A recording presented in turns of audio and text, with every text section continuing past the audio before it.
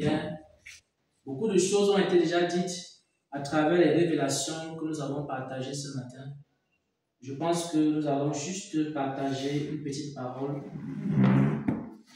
Une parole qui s'intitule « Le vrai se trouve en Jésus-Christ ». J'aimerais que nous puissions prendre une portion des Écritures, que nous puissions lire Jean 14 à partir du verset 27. Donc c'est une parole très très courte, ça ne va pas durer.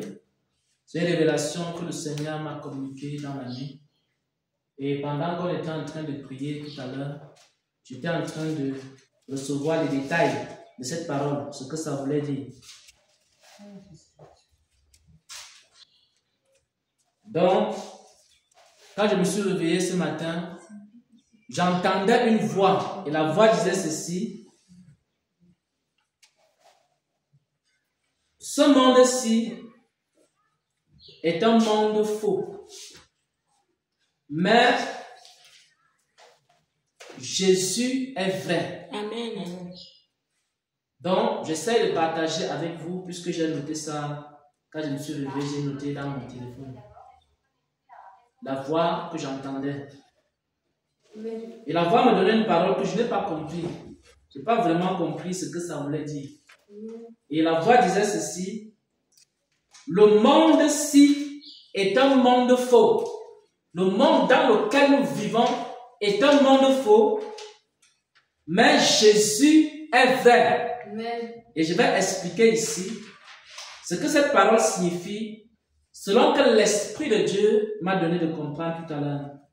Nous allons lire Jean 14 à partir du verset 27. Amen.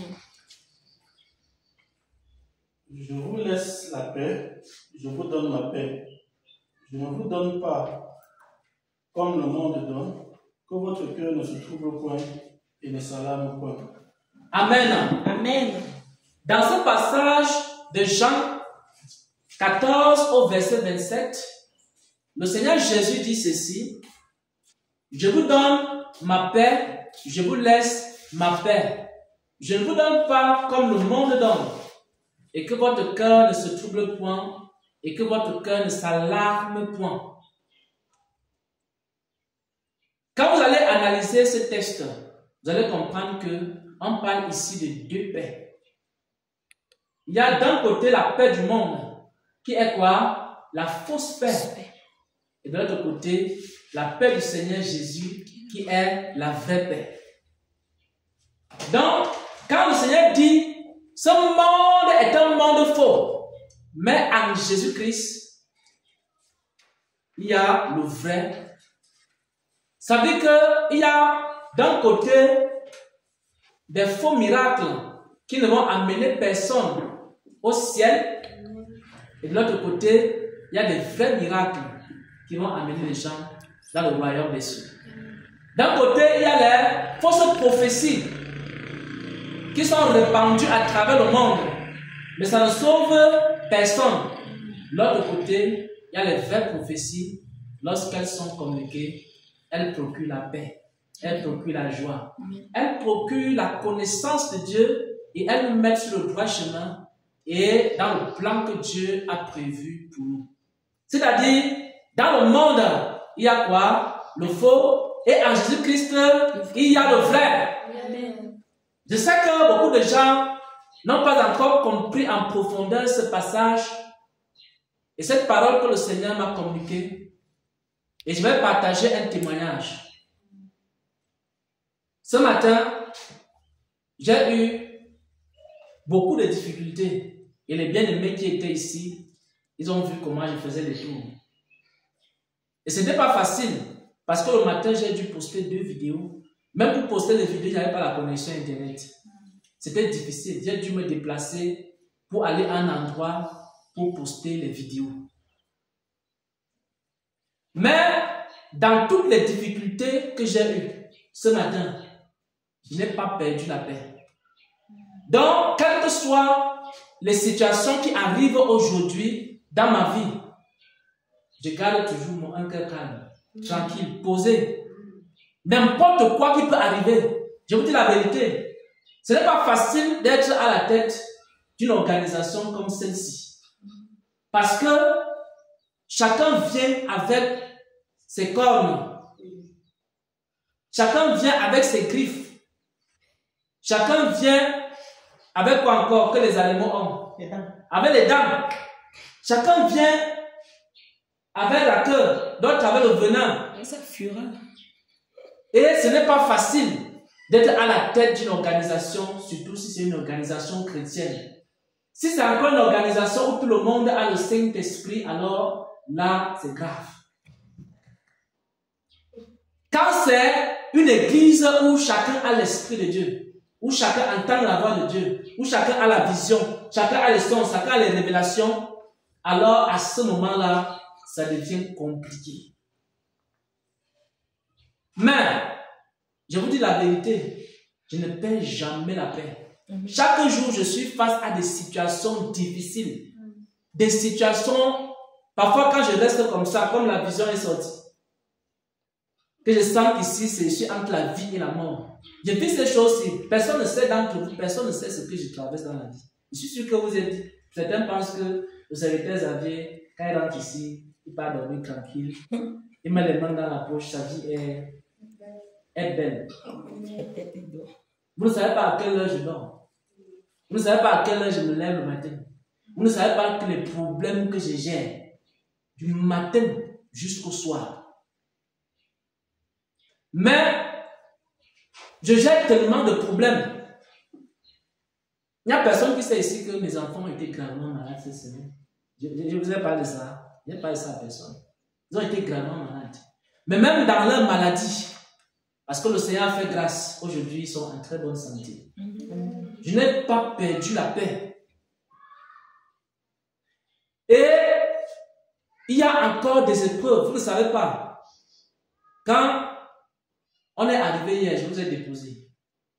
Vous savez à quelle heure j'ai quitté Pont Cassé? Vous ne savez pas à quelle heure? J'ai dû quitter là-bas tard dans la nuit. Parce que quand il fallait grimper la colline, la voiture s'est arrêtée. Ça ne démarrait plus. Et si c'est que vous étiez là-bas, entre les sœurs là-bas, en train de jouer ou de vous amuser, nous sommes arrivés. Mais la personne qui vous a déposé, vous ne savez pas à quelle heure elle est arrivée à la maison. Vous ne savez pas la gymnastique qu'on a dû faire. Mais dans cette situation, je vous dis la vérité, je n'ai pas perdu la paix. Même quand je suis arrivé à la maison, c'était en chantant, en dansant, en rendant gloire à Dieu. Amen. Je n'ai même pas murmuré.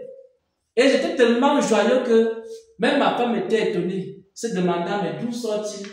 C'est sûr qu'elle se disait que j'ai passé toute une journée seulement en train de m'amuser. Mais elle ne savait pas que je sortais d'une situation extrêmement difficile. Parce que si le véhicule dormait dehors, on ne sait pas. On ne sait pas d'abord où ça allait dormir. Et on ne sait pas qui pouvait venir prendre tout ce qu'il y avait dans la voiture. Et comme par miracle, on a pu trouver un mécanicien dans la nuit qui est venu maintenant travailler là-dessus. Et comme si ça ne suffisait pas le matin encore, d'autres problèmes ont commencé. Et ce sont les frères qui étaient ici qui savent de quoi je parle. Et tous les tours que j'ai dû faire ici. Et dans toutes ces choses-là, j'ai dit avec ou sans véhicule, je dois poster les vidéos. Alors je suis venu ici très tôt. J'ai fait le tour, je suis allé même sur la moto. Je suis allé asseoir pour humilier le diable. Je me suis assis quelque part, commencé à croiser les pieds. J'ai posté les vidéos. La gloire de Dieu. Amen. Et jusque-là, la paix ne m'a pas quitté. Et c'est une situation que je vis depuis plusieurs années. Parce que j'étais quelqu'un qui était très... Quand quelque chose arrivait, je m'enflammais facilement. Je perdais la paix. Mais à l'époque, j'avais la fausse paix. La paix du monde. La paix qui se trouve en Jésus-Christ. Qui est la vraie paix? Je vous dis la vérité. Quand tu as la vraie paix, même si tu traverses la vallée de l'homme de la mort, tu ne crains aucun mal. Ton cœur ne se trouble point. L'apôtre Pierre avait la vraie paix. C'est pour ça que lorsqu'on le mettait en prison, qu'est-ce qu'il faisait? Quelle était l'attitude de Pierre en prison? Louange. Les actions de grâce. J'ai dit la première fois qu'on l'a mis en prison, la Bible dit qu'il dormait. Il était là en train de dormir tranquillement, comme un bébé en prison. Pendant ce temps, les gens étaient en train de prier pour Pierre. Pierre lui dormait. Si Pierre était troublé, il ne devait pas dormir. Il devait avoir l'insomnie. Parce que beaucoup ont des insomnies. Mais Pierre avait la paix. Il dormait tranquillement. Il dit, bon, je suis en prison. Gloire à Jésus. C'est un honneur. C'est une grâce. C'est un privilège pour un petit pécheur de Galilée qui a été pris derrière le filet de souffrir à cause de Jésus-Christ, qui est le grand roi, qui est le roi des rois. Pour lui, c'était un grand honneur, un grand privilège. Et lui, il était en train de dormir. Pourquoi? Parce qu'il avait quoi? La vraie paix. Un chrétien qui n'a pas la vraie paix, c'est quelqu'un que dès qu'il y a une petite situation dans sa vie, dès que le diable montre ses yeux comme ça, il commence à trembler. Il commence à paniquer. Ça veut dire qu'il te manque la vraie paix. La fausse paix se trouve dans le monde et la vraie paix se trouve à Jésus-Christ. Et si quelqu'un a la vraie paix, ça veut dire que face à n'importe quelle situation, son cœur ne va jamais se troubler. Si ton cœur se trouble encore devant les situations, devant les problèmes, devant les menaces, devant les choses que tu traverses, demande au Seigneur de te donner la vraie paix qui se trouve en Jésus-Christ. Ça veut dire que tu as encore la paix du monde. Et le Seigneur me faisait encore comprendre qu'au-delà de la paix, il y a l'amour. Il y a d'un côté l'amour du monde. Et de l'autre côté, il y a l'amour qu'il y a en Jésus-Christ. Maintenant, comment est-ce qu'on sait que quelqu'un a l'amour du monde et comment est-ce qu'on sait que quelqu'un a l'amour de Christ? Parce que l'amour qui est dans le monde, c'est un amour où il y a un intérêt derrière. C'est-à-dire, les gens du monde aiment par intérêt. Le véritable amour qui se trouve dans 1 Corinthiens 13, la Bible dit que l'amour ne cherche point son intérêt. Et quand tu as cet amour, ça veut dire que même si ta famille, ou alors même si tu es riche, même si tu es pauvre, les gens vont toujours t'aimer. Que tu aies la force, que tu sois faible, on va toujours t'aimer. C'est l'amour qu'on doit retrouver dans la maison de Dieu. L'amour qui se trouve en Jésus-Christ. Parce que deux personnes peuvent entrer ici. L'autre gare la voiture. Une voiture de dernière génération. Et il sort avec un gars du corps. Et l'autre gars la moto. Quand les deux entrent ici, on va commencer à respecter. Dans le monde, on respecte celui qui a garé la voiture de dernier cri. C'est l'amour qu'on retrouve dans le monde. Même dans les familles.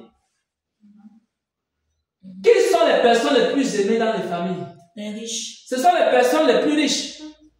Parce que dans le monde, quand tu es riche et que tu peux distribuer de l'argent à gauche et à droite, alors tous ceux qui sont pauvres dans la famille ne peuvent même pas parler. Quand on fait réunion familiale, tu lèves la main, moi aussi je veux parler. On te dit non, laisse d'abord les vraies personnes parler. Toi tu vas parler à la dernière position. Pourquoi? Parce que cette personne-là, on l'aime. Simplement à cause de sa richesse. Ça, c'est ce qu'on appelle l'amour du monde. C'est un faux amour. Il y a des personnes qui se marient et ton conjoint est riche. Le jour qu'il est licencié de son travail, les problèmes commencent dans la famille. Si la femme était soumise, elle n'est plus soumise. La femme était soumise et elle aimait son mari quand son mari gagnait encore 2 500 000 francs par mois. Et maintenant qu'elle a perdu ce travail, l'amour et le respect ont diminué. L'amour est parti. Donc pour la question, Quand un homme perd son travail et sa femme commence à lui chercher des problèmes, est-ce que l'amour là était le vrai amour? C'était l'amour qui existait dans le monde, qui est quoi? Un faux amour. Mais l'amour qui existe en Jésus-Christ est le vrai amour. C'est-à-dire que tu sois riche, que tu sois pauvre, je vais toujours t'aimer. Parce que Jésus nous a aimés sans condition. Il n'a pas eu besoin. La Bible dit que Christ est mort pour nous alors que nous étions encore des pécheurs. Est-ce qu'on l'adorait? Est-ce qu'on le louait? Il nous a aimés quand nous étions même encore dans le monde, dans nos péchés et dans nos abominations. C'est ça le véritable amour. Même si quelqu'un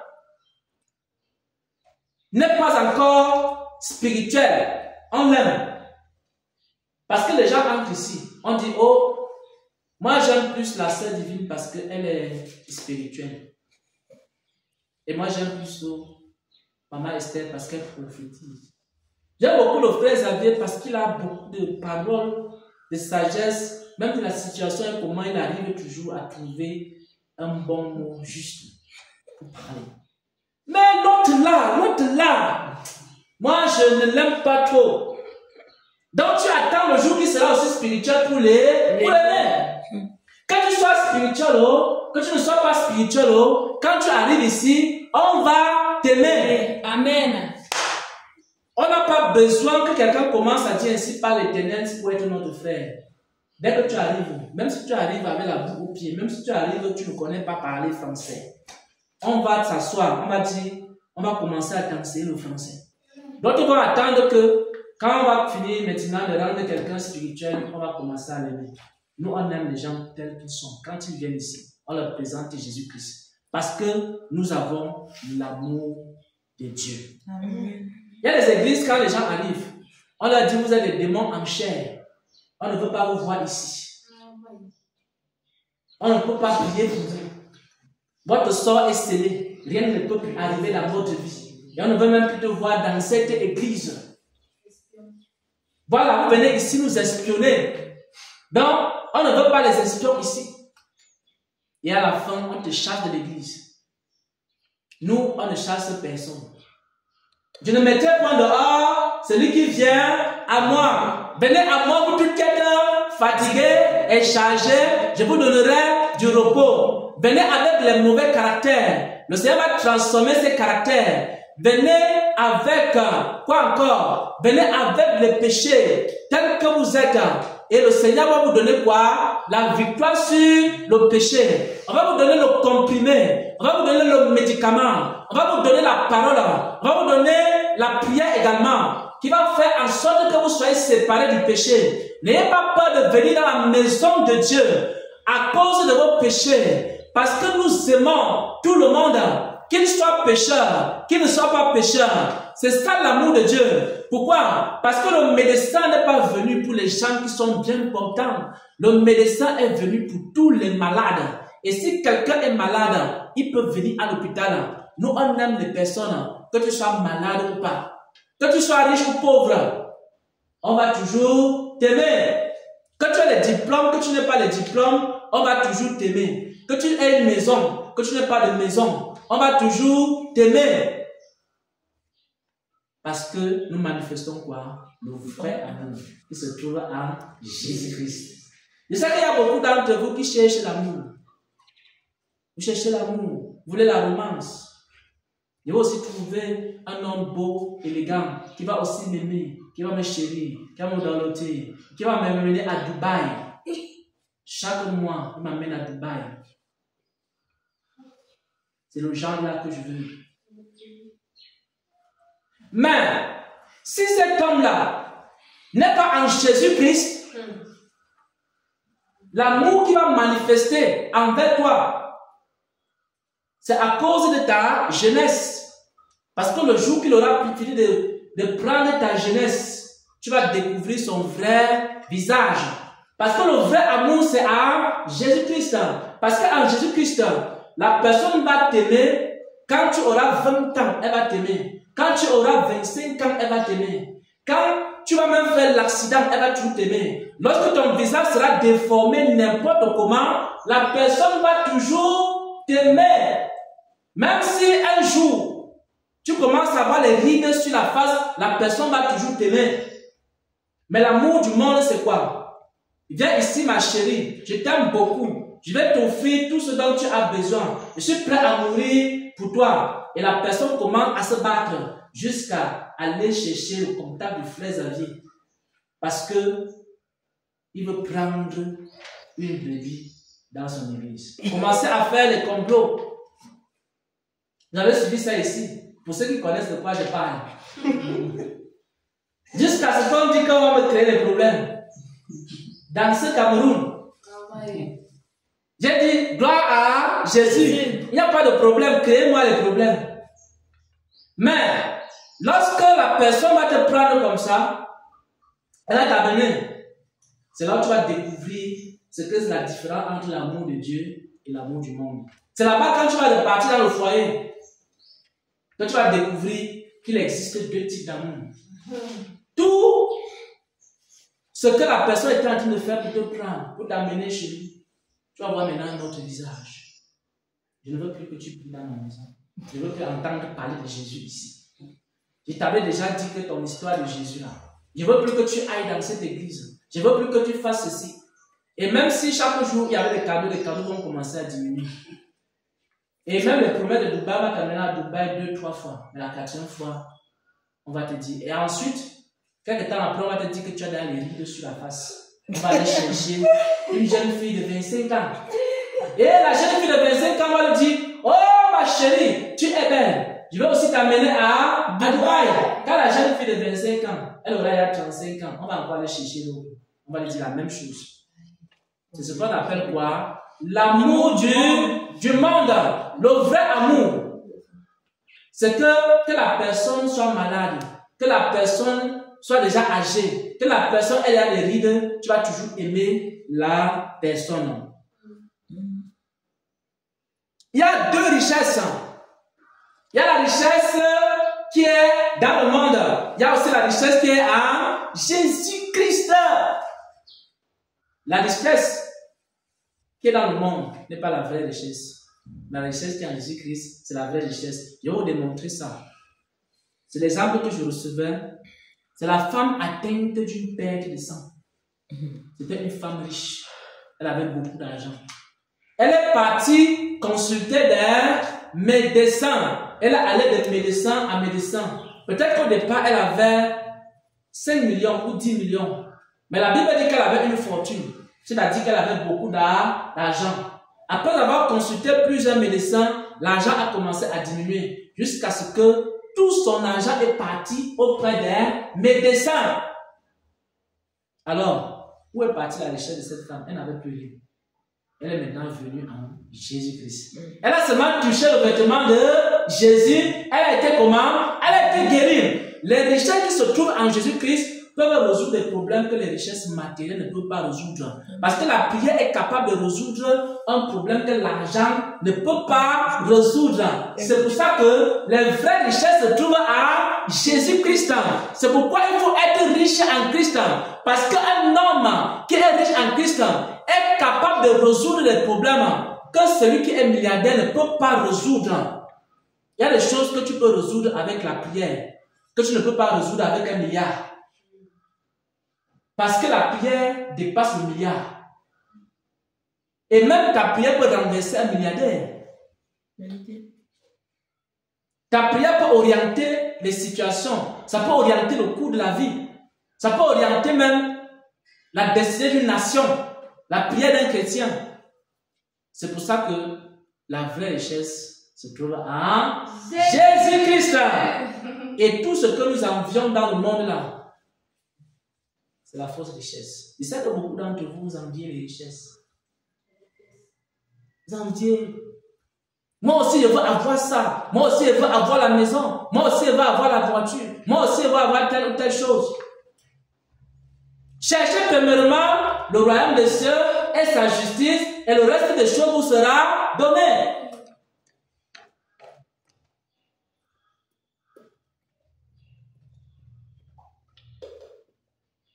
Est-ce que vous savez que quand quelqu'un est riche en Christ, les biens matériels commencent à courir après lui. Il y a parfois vous priez pour quelqu'un. La personne est entre la vie et la mort. Après la personne pour qui vous avez prié, c'est elle qui vous donne le terrain. C'est comme ça que les églises se construisent. C'est en priant pour les gens, c'est en faisant les miracles, etc. Les gens, quand tu guéris un fou dans une famille, cette famille est prête à tout te donner. Est-ce que le médecin a pu résoudre ce problème? Aucun médecin. C'est seulement ta prière là, ça a pu guérir quelqu'un qui était fou. Et quand la personne est guérie comme ça, qu'est-ce que...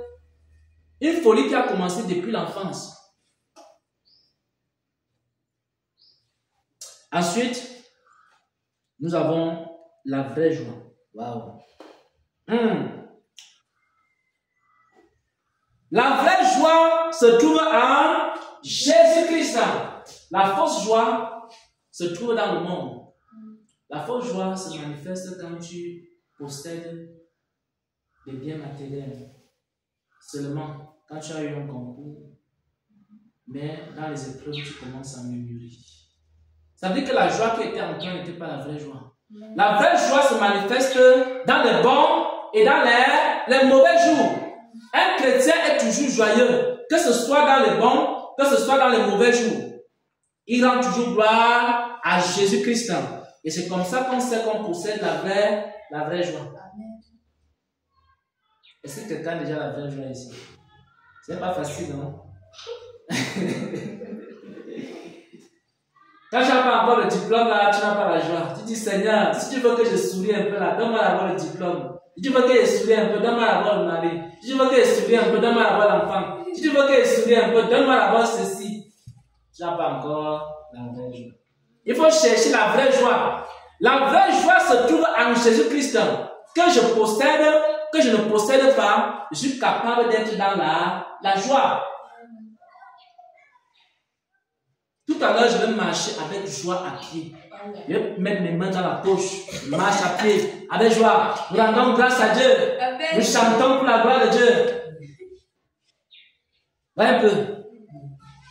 Parce que la personne possède quoi? La vraie joie. Ta joie ne doit pas dépendre des choses terrestres. Elle doit dépendre de Christ.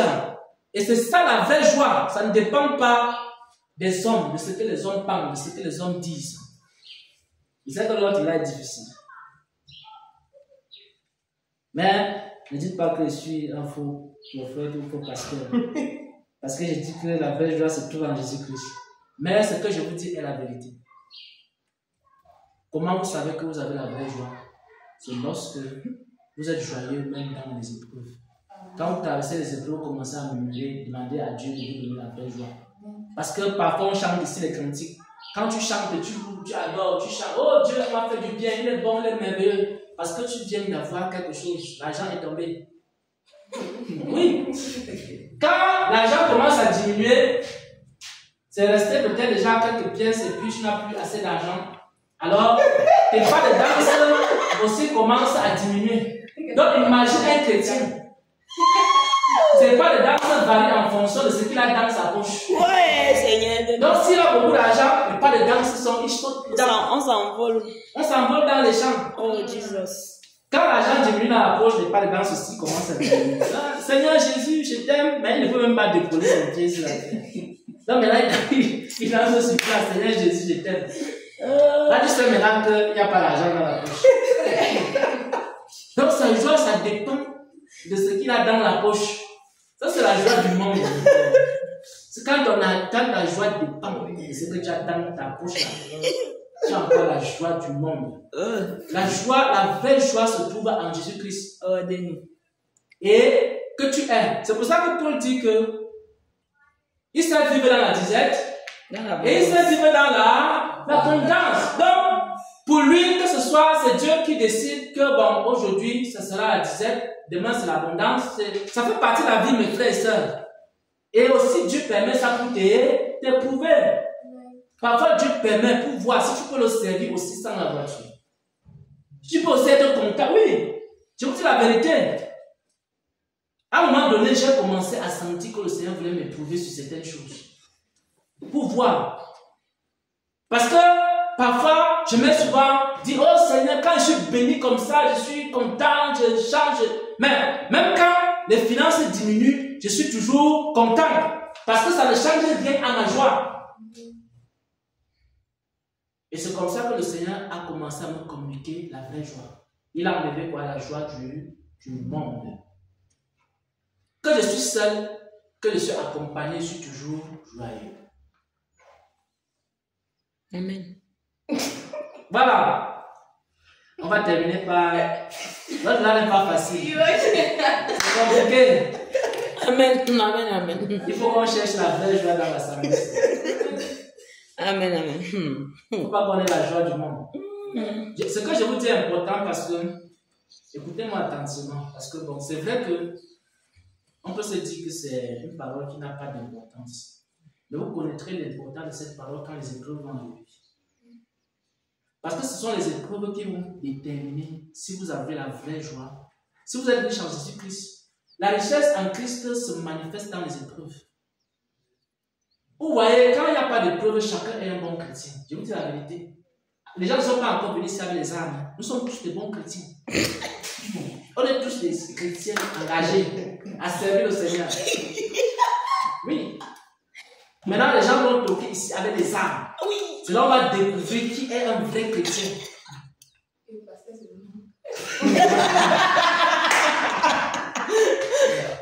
Vous savez. Seulement voir ce qu'elle a le bien ici chez eux. Les gens vont dire que non, je n'appartiens pas au ministère. J'étais juste en balade et puis j'étais de passage. Je vais charger mon téléphone. Il y a une histoire que nous avons racontée, je ne sais pas si elle est vraie ou fausse, mais il y a quand même un enseignement à l'intérieur. Alors, il y a un groupe de chrétiens qui sont allés dans une église. Ils voulaient savoir qui était chrétien dans l'église. Ils sont partis avec les armes. Quand ils sont partis avec les armes, ils sont entrés dans l'église. Ils ont demandé qui est chrétien ici et qui croit en Jésus-Christ. Ils ont pointé les armes pour voir maintenant qui allait dire que je suis chrétien. Maintenant, il y a une bonne partie d'église qui a renié le Seigneur Jésus, sont sortis. Ils ont dit que bon, chacun a trouvé raison. L'autre a dit non, vraiment, j'entends souvent parler de Jésus, mais je n'ai même pas encore donné ma vie à Christ. Et chacun a donné sa raison, ils ont fui la salle. Que je suis même venu, je sais même pas ce que je suis venu chercher. Et je ne savais même pas qu'on parle de Jésus là, dans la salle. Donc tu m'as invité. Et c'est pas bien, il faut plus m'inviter. Et c'est comme ça qu'ils sont. Alors, après ça, quand les faux chrétiens sont sortis, vous savez ce qui s'est passé? Ils ont déposé les armes. Ils ont dit, mes frères, venez. Vraiment, nous sommes contents de vous savoir parmi nous. C'est là qu'ils ont dit que nous, on est des chrétiens. En fait, mais on voulait savoir qui était vraiment chrétien ici, dans cette assemblée. Je vous dis la vérité. Il faut que nous recherchions les richesses en Christ. Et parfois, il y a des épreuves comme ça que le Seigneur met devant nous pour nous enrichir en Christ. Pour que nous ayons la vraie joie, la vraie paix. Ça va nous aider dans les épreuves. Ce n'est pas maintenant. Je vous dis, quand les épreuves vont arriver, c'est là où les gens vont régner le Seigneur. Si tu n'étais pas riche en Christ, c'est là où on va savoir qui est riche et qui n'est pas riche. Je vous dis la vérité. Quand tu vas te retrouver peut-être en train d'être menacé, ou alors ta famille commence à te persécuter, ou alors il y aura un problème, c'est là où on va savoir. Mais si tu es riche, et que ta joie, ta paix n'est pas la paix du monde, tu vas triompher de toutes ces choses. Et nous allons terminer par les vrais leaders. Et nous allons lire rapidement, c'est par là qu'on termine. Les vrais leaders se trouvent en Christ et non dans le monde. Nous allons lire Matthieu 20, à partir du verset 25 jusqu'au verset 26. C'est par là qu'on termine.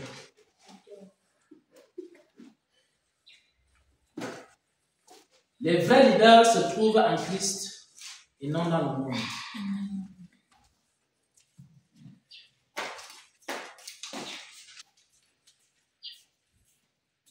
Et je rappelle que c'est une parole que j'ai reçue le matin à mon réveil. Donc j'entendais une voix qui me disait, je vais le lire exactement ce que la voix était en train de dire, ce que j'ai noté. Le monde-ci est un monde faux. Mais Jésus est vrai. C'est-à-dire que la vraie paix, la vraie joie, le vrai amour, la vraie richesse et les vrais leaders se trouvent en Jésus-Christ. Vous n'allez pas le trouver dans le monde. Parce que c'est qu'il y a beaucoup d'entre vous qui cherchez les leaders dans le monde. Je veux être comme tel leader. Je veux être comme tel proviseur. Je veux être comme tel dirigeant. Je supporte tel président contre tel autre président. L'autre dit que moi je veux être comme Poutine. L'autre dit que moi je veux être comme qui encore là. Voilà. Chacun a choisi son président et son leader. Mais les vrais leaders ne se trouvent pas dans le monde. Les vrais leaders se trouvent en Jésus-Christ. Si quelqu'un est à la page, quand on lise Matthieu 20 à partir du verset 26, 25 jusqu'au verset 26. Jésus les appela et dit, vous savez que les chefs des nations les tyrannisent et que les grands les asservissent. Il n'en sera pas de même au milieu de vous. Mais quiconque veut être grand parmi vous, qu'il soit votre serviteur. Amen. Dans le monde, les grands leaders les tyrannisent. Ce sont des tyrans. C'est ça que le Seigneur Jésus est en train de dire. Ils leur font sentir que ce sont eux qui ont le pouvoir et l'autorité. Mais quand le Seigneur Jésus était avec ses disciples, on ne pouvait même pas savoir que c'était lui. C'est d'ailleurs pour ça que quand les soldats sont arrivés, ils ne pouvaient pas savoir que c'était Jésus. Parce qu'ils sont arrivés, ils n'ont pas vu une différence entre Jésus et les autres. C'est pour ça qu'ils ont commencé à dire, il est où?